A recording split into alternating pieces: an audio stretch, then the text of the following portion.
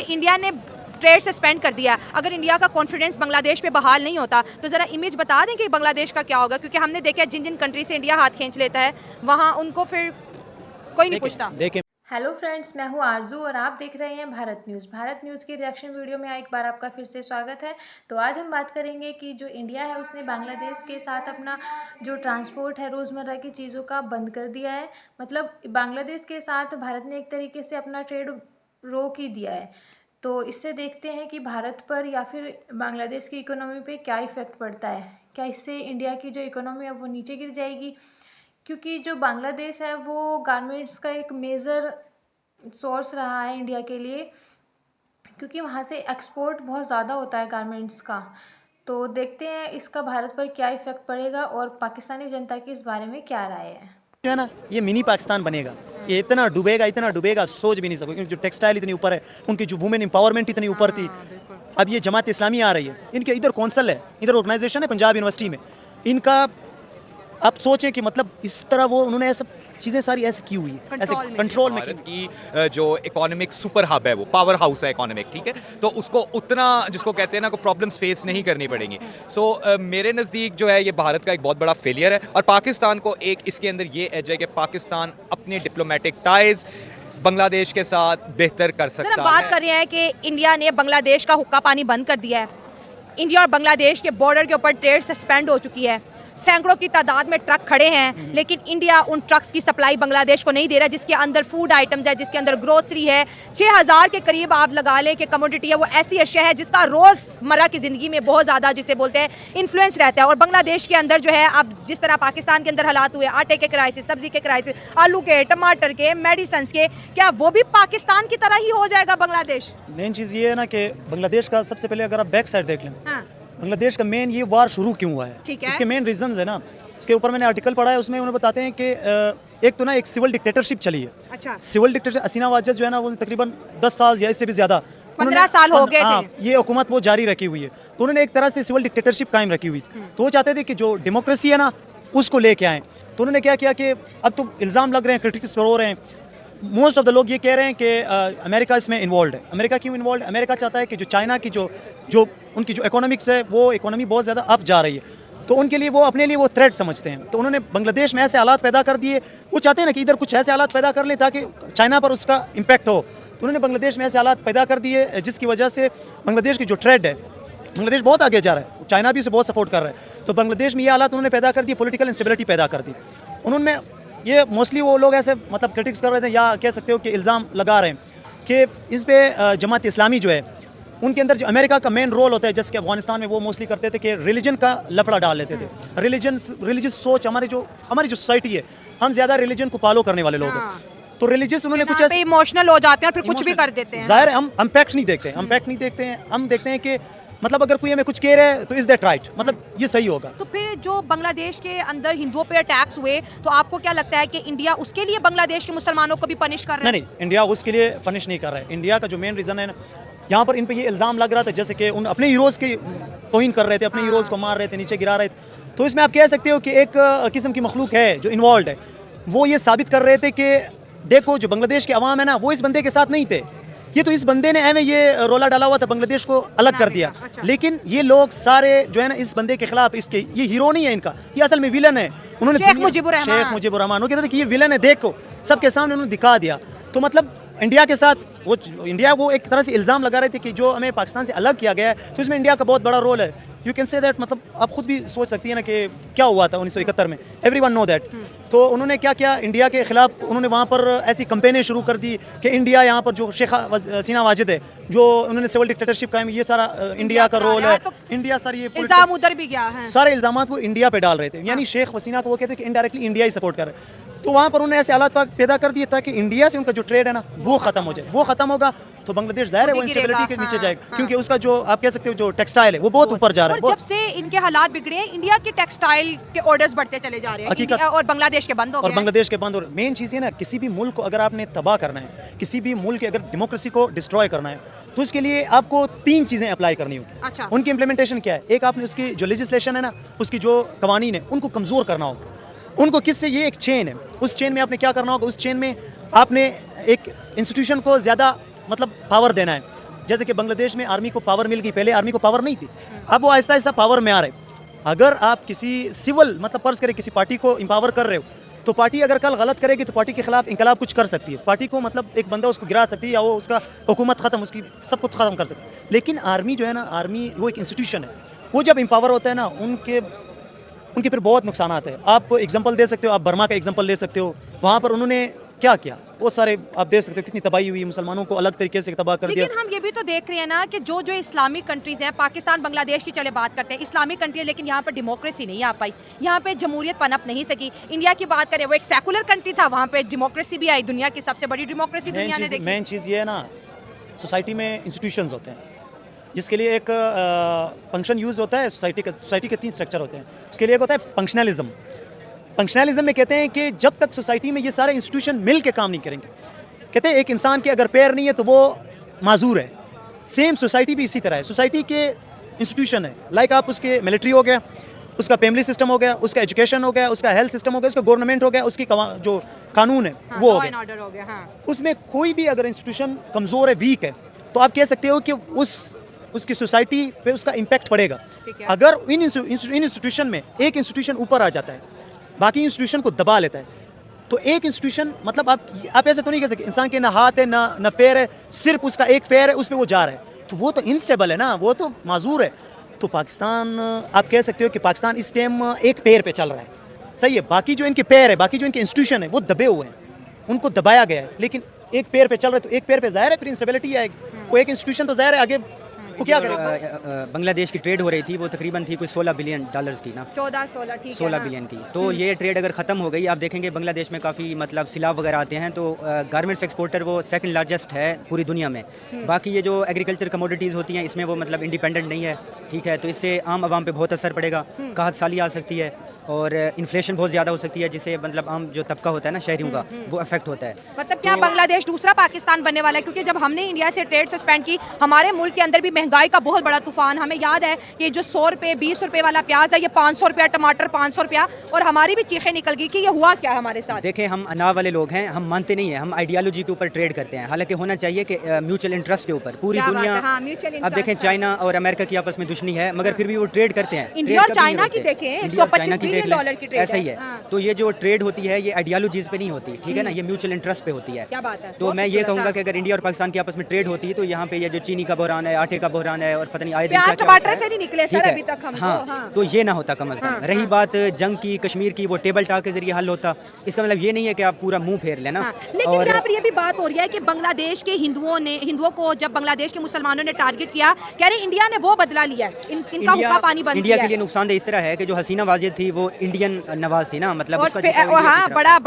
अब क्या होने जा रहा है कि जमात इस्लामी पावर में आ रही है, ठीक है, और दूसरी जिसको शेख हसीना ने बैन किया हुआ था, उसको बैन किया हुआ था। जमात इस्लामी के रजाकारों ने 1971 में तकरीबन कोई लाखों जो है ना स्टूडेंट को मारा। ओवरऑल जो जिनोसाइड हुआ था वो 30 लाख लोगों का था, और तकरीबन 6 लाख औरतों के मर्डर किए थे। हमारे आर्मी के लोगों ने कहा था कि we will change your caste and generation, ठीक है, तुम लोग हिंदू की तरह हो, हम तुम्हारी नस्ल तब्दील करेंगे। ये सीन हुआ था। तो जो जमात इस्लामी है, ऑब्वियसली ये इनका इंक्लाइन जो है पाकिस्तान की तरफ होता है, राइट विंग है, इस्लामिक है। ये भी बात हो रही है कि पहले मशरकी पाकिस्तान बांग्लादेश बना, अब बांग्लादेश दोबारा मशरकी पाकिस्तान बनेगा। ये स्टेटमेंट कितनी आपको परफेक्ट नजर आती है, या इसमें एक बहुत बड़ा जोक छुपा है? मेरे ख्याल से अब जो है बांग्लादेश के अंदर कोई इस्लामिक आइडियालॉजी जो है ना, उसके रूट काज पे होगी, फंडामेंटलिज्म और ज़्यादा आएगा। राइट विंग की जो फोर्सेज हैं वो ज़्यादा पावर में आ रही हैं। वैसे भी ओवरऑल दुनिया में देखा जाए तो राइट विंग राइज पे है। अब ब्राज़ील की बात करते हैं, ठीक है, अफगानिस्तान में रिसेंटली तालिबान है। तो बांग्लादेश का झुकाव अगर हुआ इस्लामिक आइडियालॉजी, फंडामेंटलिज्म और उनका जो ट्रेड है वो बेस करेगा आइडियालॉजी पे, तो ऑब्वियसली इंडिया और उनका आपस में ताल्लुकात ख़राब होंगे, जो कि इंडिया को डर है। वो बजाय तरक्की करने के पीछे आएंगे, और अगर बांग्लादेश तरक्की नहीं करेगा तो इसका एडवांटेज इंडिया को होगा, क्योंकि पाकिस्तान में तो इंडस्ट्री है नहीं, इंडिया इंडस्ट्रियल हब बनता जा रहा है, तो उनका एक्सपोर्ट और बढ़ेगा। बॉर्डर पे इंडिया ने ट्रेड बांग्लादेश के साथ सस्पेंड कर दिया, बांग्लादेश का दाना पानी बंद कर दिया, अब क्या कहेंगे? इसके ऊपर मैं ये कहना चाहूँगा कि भारत का ये बहुत बड़ा डिप्लोमेटिक और बहुत बड़ा पॉलिटिकल फेलियर है। अच्छा, ठीक है, फेलियर है वो इस तरीके से, क्योंकि भारत की बहुत ज़्यादा ट्रेड जो थी वो बांग्लादेश से हो रही थी, जो कि अब सस्पेंड हो चुकी है, जिसका भारत को डेफिनेटली नुकसान होगा। लेकिन नुकसान इस हद तक नहीं होगा जिस तरह पाकिस्तान में आप कह रही है कि टमाटर बहुत ज़्यादा महंगे और आलू बहुत ज़्यादा महंगे। देखिए, भारत की जो इकोनॉमिक सुपर हब है, वो पावर हाउस है इकोनॉमिक, ठीक है, तो उसको उतना, जिसको कहते हैं ना, को प्रॉब्लम्स फेस नहीं करनी पड़ेंगी। सो मेरे नज़दीक जो है ये ये भारत का एक बहुत बड़ा फेलियर है और पाकिस्तान को एक इसके अंदर ये एज है कि पाकिस्तान अपने डिप्लोमेटिक टाइज बांग्लादेश के साथ बेहतर कर सकता फिर है। आप कह रहे हैं ये इंडिया का फेलियर है, लेकिन अगर इंडिया का पॉइंट देखिए, उन्होंने कहा कि आपकी कंट्री में अनरेस्ट है, हम आपके साथ ट्रेड नहीं कर सकते, दैट्स व्हाई हम जो है ना ट्रेड सस्पेंड कर रहे हैं। और पूरी दुनिया का यही हमने देखा है एक रवैया, जब भी किसी मुल्क के अंदर अनरेस्ट होता है तो उसकी जो पार्टनर कंपनी होती है या पार्टनर मुल्क होता है वो हर चीज़ बंद कर देता है, क्योंकि यहाँ पर बात हो रही है 7,000 करोड़ मालियत की, तो कोई इसको जिहादी ग्रुप के हवाले तो नहीं करेगा ना इतने बड़े माल अच्छा, को। बड़ी बड़ी मजे की बात की है, जरा इनसे पूछे कि ये अनरेस्ट पैदा किसने किया है। हाँ। ये अपनी ही एक क्लाइंट स्टेट बनाना चाह रहे थे बांग्लादेश को, कि जो हम कहेंगे वही ये करेंगे और जो हमारा अपॉइंटेड प्राइम मिनिस्टर है जो वो कहेगी तो वही होगा। आपसे तो ये भी नहीं एग्री कर रहे। मेरी बात सुने, आप जो कह रहे हैं ना 15 साल से जो हसीना वाजिद है वो इंडियन नवाज है, इंडिया की पॉलिसी अप्लाई हो रही है। जहाँ तक आप कह रहे हैं ना कि इंडिया चाहता कि हमारी एक पपेट स्टेट होती जो हमारे इशारों पे चलती। पाकिस्तान ने ये भी कहा था कि बांग्लादेश पे हिंदुस्तान कब्जा कर लेगा, मगर इंडिया ने उन्हें तो स्पेस दी। हाँ। उन्हें कहा तुम अलहदा कंट्री हो, हम तुम्हारी जान छुड़वा रहे हैं, ठीक है। कब्जा नहीं किया, इन्वेड नहीं किया। अब भी उनका था कि उनकी अपनी ही मर्जी की हुकूमत थी। इसमें क्या है कि जमात इस्लामी का जो लिंक है वो हमारी ISI से है, ठीक है। तो इसमें इंडिया के क्लेम ये आ रहे हैं कि इसमें ISI और पाकिस्तान इन्वॉल्व था, ठीक है। और वैसे अगर इंटरनेशनल सतह पे देखा जाए तो अमेरिका ने पाकिस्तान से अड्डे मांगे थे और इमरान खान ने इनकार किया तो वो हट गए। मतलब और इस इसके तरह पीछे भी अमेरिका ने US हाँ बांग्लादेश से भी अड्डे मांगे। और एक उन्होंने और भी इनकार बात किया, कही जा रही है हाँ। कि म्यांमार और बांग्लादेश के दरमियान एक क्रिश्चियन कंट्री छोटा सा वो किया जाएगा ताकि चाइना को कंटेन किया जाए और वहाँ पे बहरी बेड़े हों और ये चीज़ें। मैं इनकी बात से डिसएग्री इसलिए करता हूँ क्योंकि इस चीज़ का कोई एक्चुअल एविडेंस नहीं है। ISI को किसी मुल्क के अंदर मुदाखलत करने का कोई शौक नहीं है। अच्छा। पाकिस्तान की इंटेलिजेंस एजेंसीज और जो दिफाई इदारे हैं वो उनको किसी के साथ कंसर्न नहीं है, उनको अपने मुल्क के साथ कंसर्न है, अपने नेशनल इंटरेस्ट के साथ कंसर्न है। हाँ, मुदाखलत करते हैं भारतीय, जो ये इंडियंस जो है बलूचिस्तान में कर रहे हैं, जो ये KPK में कर रहे हैं, जो ये ईरान में कर तो रहे वो भी हैं। हम पे लगाते हैं ना, खालिस्तान कौन बनाना चाहता है, Obviously. और हम ओपनली कहते हैं कि यहाँ के लोग ट्वीट आपको करते हैं कि हम खालिस्तान मैं- बनाएंगे, आपने बांग्लादेश मैं बनाया। आपको- हम तारीफ करते थे, देखो 1971 में बांग्लादेश बना, आज हमसे आगे, आज इंडिया ने बांग्लादेश का ट्रेड सस्पेंड कर दिया। अगर इनकी ट्रेड की मालियत 2023-24 देखा जाए $14 बिलियन की ट्रेड हुई है इंडिया और बांग्लादेश के बीच में। इतनी ज़्यादा ट्रेड हुई और और आज वो खतरे में आज वो खतरे में। इंडिया जो है ना, इंडिया को आप कह सकते हो इंडिया एक बहुत बड़ी पॉपुलेटेड कंट्री है, सही है। जहाँ पर पॉपुलेटेड कंट्री है, अगर आप वहाँ पर ट्रेड करोगे तो इसका आपको 100% फायदा मुनाफा ही फायदा, होगा। yes. अगर हम पाकिस्तान की बात करें, पाकिस्तान अगर उनके साथ ट्रेड करना चाहता तो है आज तो हम बहुत आगे जा सकते हैं। देखो आप उनकी GDP देखें कितनी ऊपर है, कितने आगे। क्यों आगे?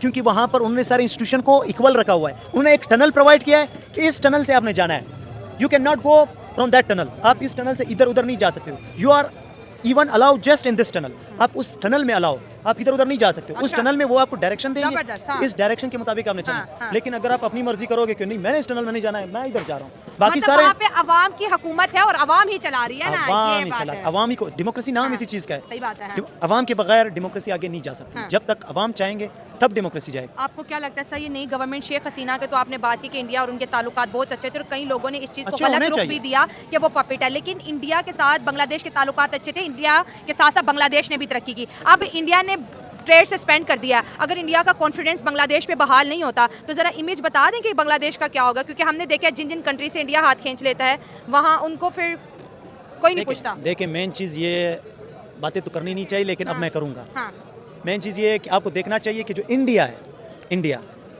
इंडिया के ख़िलाफ़ कौन ऐसा काम कर सकता है। मेन चीज़ है, आप शेख वो मुजीबुर रहमान है, आप उसको देख लें, उसके जो पुतले गिराए गए, उसकी कितना बेइज्जती की गई।